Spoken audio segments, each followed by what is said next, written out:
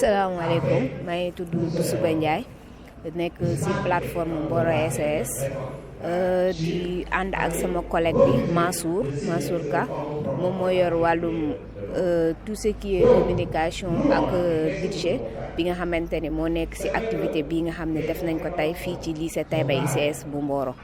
Bon, plateforme Mboro SOS ku ko xam ni dafay dox ci lépp loo xamante ni activité la bu ñor boo xamante ni waa Mboro moo leen soxal suñu waxee environnement bon ñu wax ni nit buy dund dafa war a dund ci environnement boo xamante ni environnement bu sain la et que xale yi nga xamante ni ci lañ commencé ci ñoom demain ñoom ñooy nekk ay mag ëllëg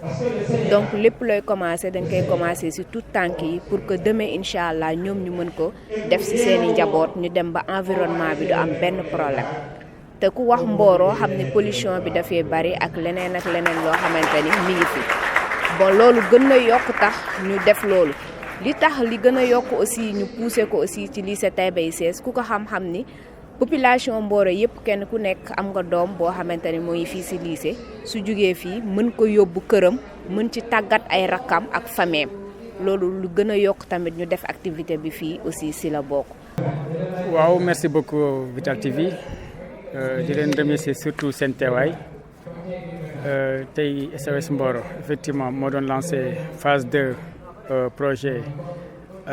AACJ bi nga xamante ni moom la commencé dérouler depuis daaw en partenariat avec le club environnement et sciences du lycée de Mboro daaw si vous vous rappelez bien def nañ fi activité de jotaay climatique mu nekkoon exposé bu am solo bu ñu club bi defaral moo tax ren ba ñu lancé la phase 2 on avait vraiment pensé tamit poursuivre suñu lëkkaloo ak waa club environnement bu lycée bu Mboro et tey jii nag lañ ko doon lancé à travers li nga xamante ni mooy session de thé débat bi nga xamante ni doon def sur la thématique climatique mu nekk également tamit comme la première également activité une grande réussite élèves yi wuy si nañu plateforme SOS Mboro bu baax a baax li tax ñu def activité bii rek mooy li ñuy woowee changement climatique wala boog justice climatique dafa nekk une préoccupation xamante ni ñun plateforme dañ koy yëkkati ak ay partenaires yu bëri mais surtout également dans la zone où nous évoluons ici avec Natural Justice li nga xamante ni moo ñu accompagner financièrement mais également techniquement di ñu outiller di ñu appuyer pour que la question bi nga xamante ni mooy wàllu climat ñu mën cee àddu avec beaucoup plus d'efficacité avec beaucoup plus de maîtrise donc loolu dañ leen ciy remercier baax li tax également tamit thème bi aussi am solo mooy ñun zone bi ñu nekk également dafa am également yeneen cause yoo xamante ni war nañu mën a njort ni kat dina bokk ci liy réchauffer le climat activité agricole ñëpp xam nañ ne daf fi am waaye tamit activité minière également tamit am na fi te yooyu yëpp également boo xoolee seen activité dafay induire li nga xamante ni mooy ay émissions de gaz à effet de serre te gaz à effet de serre également bokk na ci li nga xamante ni mooy provoquer le changement climatique wala boog le réchauffement climatique. Donc du coup li gën a intéressant également ci démarche bi ñu am ak le club environnement mooy les obliger ñoom élèves en tant qu'élèves ñu mën a comprendre ces enjeux là comprendre cette problématique là et également tamit di ci mën a àddu su ko defee ñoom sax à leur niveau qu'ils puissent efficacement di mën a porter le plaidoyer li nga xamante ni mooy ñaan li nga xamante ni mooy la justice climatique. Donc mooy sens initiative SOS Mboro bi impliqué ci élèves yi xam loolu lan mooy mbir mi di leen ci àdduloo également tamit di leen ci porter ay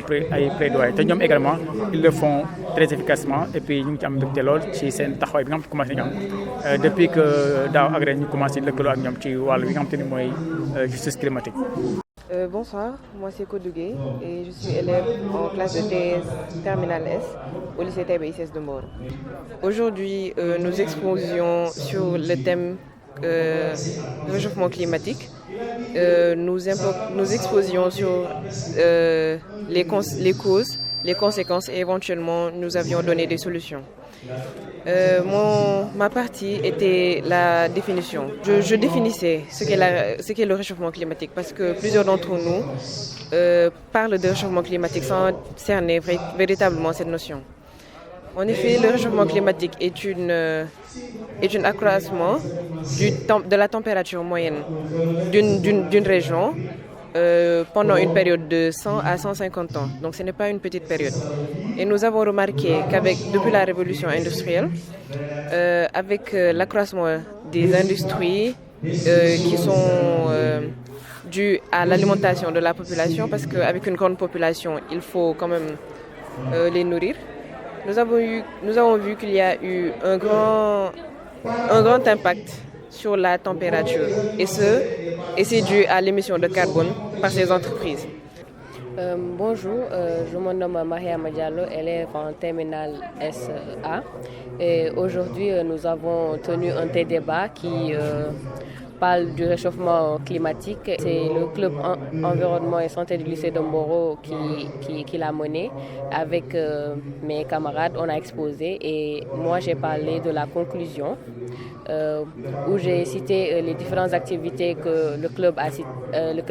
a eu à faire, comme des reportages à Darou, à Darou Khoudoss, à Honjo, mais aussi l'activité l'année dernière qui était un jotaay climatique aussi, qui parlait aussi du réchauffement climatique avec nos partenaires Natural Justice et Mboro SOS. Bonjour, je suis Ibrahim Abba, élève en TL2B au lycée Taïba ICS de Mboro. On a présenté notre exposé pour vous faire part des conséquences du réchauffement climatique sur l'environnement. On sait que d'ici quelques années, Inch'Allah, si on ne fait pas quelque chose contre le réchauffement, les conséquences, ça pourrait s'aggraver. On remarque le réchauffement de l'atmosphère. Et avec la pollution, on constate aussi la fréquence des maladies respiratoires et des trucs du genre. Bonsoir Visual TV. Solution mooy ñu sensibiliser nit ñi mooy avec ñi def ay poubelles ci kii peut-être ça dina contribuer au changement climatique ak solution ñu ne muy réduire les émissions les émissions du GES mooy gaz à effet de serre ñu réduire gaz yi. salaamaaleykum maa ngi leen nuyu di leen jaajëfal maa ngi tudd Moussa Ladiane nekk président club environnement fii ci biir lycée. Environnement mooy wàllum alam bi dañuy am mbégte di teewee jotaay yu mel nii daaw jotaloon nañ ko fee am gis nañ apport yi mu am ci élèves yi luñ daan def lu bari wàññi nañ ko dañuy am mbégte daal di ko gën a defaat. di am mbégte di ko gën a defaat. di remercier aussi waa lycée di remercier aussi club environnement bi nga xamante ni moo ngi fii ci lycée di remercier aussi les professeurs et les censeurs et les proviseurs aussi encore une fois di remercier aussi Natural Justice bi nga xamante ni moom lañ àndal ci liggéey bi depuis lors di remercier aussi toute la plateforme Mboro SOS bi président bi di Mamorka. di remercier aussi Fossari bi nga xamante ni moom moo débuté projet bi aussi di remercier tout le monde merci. Rabbi inni lima anzalta ilayya min khayrin faqirun. Population de Mboro de Darou Khoudoss ak zone des Niayes yëpp mbokk yi jàpp leen yéen a ko doon laaj accident Moukhaddamatoul Amda couture entreprise bu mag ba ñëpp xam ni kat puso moo dam seen loxo si ñaw yi rafet si ay design waaye tamit ay mode mbokk yi ñi nga xamante ni bu la liggéeyalee nga xam ni nag duna ay coomo si wàllu wi ndax nag seen savoir faire doon ay professionnel ñoo nag ñëw indi leen lu bees tax dégul leen di centre de formation Serigne Moussa Touré en couture mbokk yi une première dans cette zone waaw ñu ni bile centre moo leen di former si wàllu couture diirub 3 ans ngeen am seen CAP waaw diplôme bi nga xamante ni mooy tax ngeen mën ubbeeku si monde du travail mbokk yi li neex na parents d'élèves yi gaaw leen gaaw indi seeni doom ngir ñu mën a màccu waaye la ci gën a neex da lay encadré soo bëggee ñu yembal stage wala sax nag ñu jox la liggéey dama ni lii fii dong la am yemuñu foofu de am nañu ay cours de renforcement de capacité ñi nga xamante ni jot nañu am xam-xam si wàllu wii bu ngeen accès lépp a yemb waaye tamit lii di formation accélérée si diirub 3 mois mbokk mi mën yemb na fii également gaaw leen gaaw mbokk yi ñëw fii si centre de formation Serigne Moussa Touré ñi nga xamante ni wàllu couture ñoo ca mën duñ ca marom waaye nag na woon fa woon ni ko entreprise bi di Moukhaddamatoul Amda di defi leen di ñawal si wàllu coupe traditionnelle costume africaine ak it mboolem xeetu ñaw boobee yoon na leen centre bi di teg gaaw leen gaaw mbokk yi def seen inscription le nombre de places est limité ñu ni dinañu amal inauguration bi le mois de décembre démarrage des cours le mois de janvier ñoo ngi en face banque islamique bi boo ñëwee da ngay talal 200 mètres dugg si biir cité Mariama siège baa ngi foofu ak singa dama ni mbokk mi centre de formation Serigne Moussa Touré en coupe couture couture moom ngeen doon xaar di koy wër agsi na di indi solution ngir seeni doom former leen ñu mën a màccu yembal seen ëllëg bu ngeen ci bëggee ay renseignements mën ngeen woote ci 77 902 74 59 76 444 04 60 suñu email di thiawcheikh807@gmail.com. Moukhaddamatoul Amda Couture, centre de formation Serigne Moussa Touré en coupe couture, toujours pour vous servir.